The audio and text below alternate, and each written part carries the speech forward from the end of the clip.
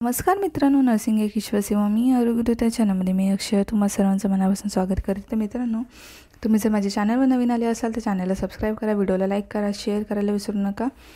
तर आजच्या व्हिडिओमध्ये आपण GNM थर्ड इयरमध्ये रिसर्च मॅनेजमेंटमध्ये प्रात्यक्षिक पद्धत डेमॉन्स्ट्रेशन मेथड ही बघणार आहोत।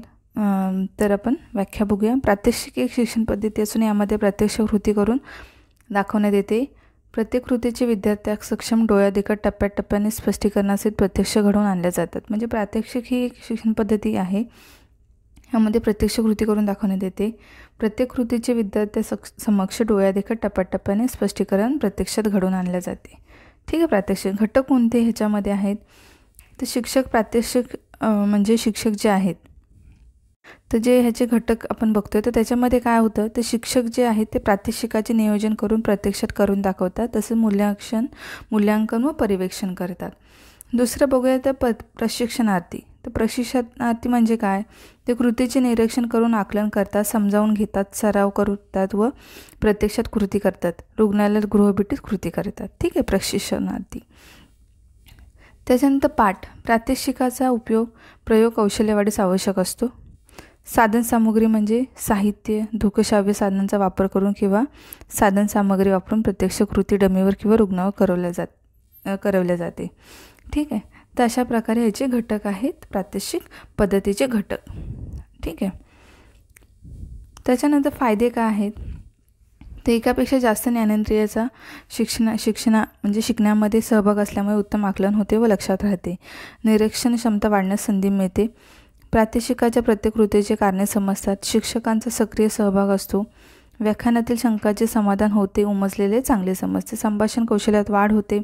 प्रात्यक्षिक व बुद्धी चालना मिळते। ठीक आहे।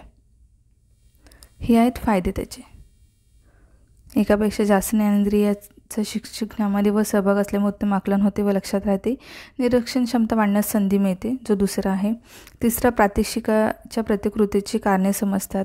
शिक्षकाचा सक्रिय सहभाग असतो। व्याख्यानातील शंकाचे समाधान होते, उमजलेले चांगले समजते। सहावा आहे संभाषण कौशल्यात वाढ होते। सातवा आहे प्रात्यक्षिक व बुद्धी चालना मिळते। त्याच्यानंतर प्रत्यक्ष कृतीमुळे शिकणे सोपे जाते।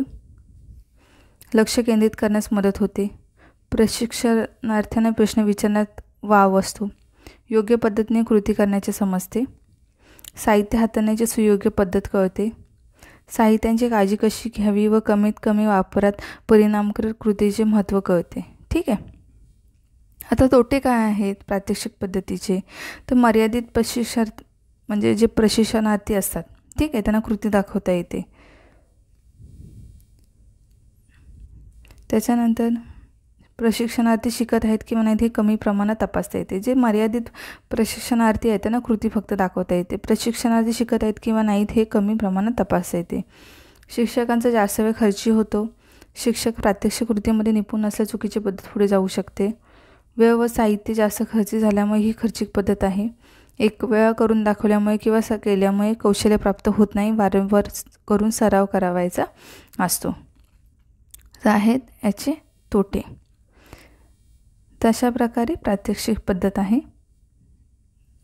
तर भेटू आपण लवकरच पुढच्या व्हिडिओमध्ये। तोपर्यंत काळजी घ्या, मस्त राहा, स्वस्थ राहा आणि ह्याच्या नोट्स काढून घ्या तुम्ही। प्रात्यक्षिक पद्धत, त्याचे घटक कोणते आहेत, शिक्षक, प्रशिक्षणार्थी, पाठ, साधनसामुग्री, फायदे त्याचे बघून घ्या। 13 फायदे टोटल। त्याच्यानंतर आणि तोटे त्याचे 6 तोटे आहेत। तर ते अशा प्रकारे तुम्ही काढून घ्यायचे तोटे। आणि लवकरच बरेच डिफरन्स राहिले क्वांटिटी आणि याचं, तर मी तो लवकरच देईन। बऱ्याच लोकांच्या कमेंट्स येत आहेत, तर मी लवकरात लवकर प्रयत्न करते, कारण ते व्यवस्थित तुम्हाला जे इम्पॉर्टंट जे मुद्दे आहेत ते आले पाहिजेत। काही उगाच करू शकत नाही त्याच्यामुळे मी देईन आरामात तुम्हाला। तर भेटू आपण पुढच्या व्हिडिओमध्ये। तोपर्यंत काळजी घ्या, मस्त राहा, स्वस्थ राहा। धन्यवाद।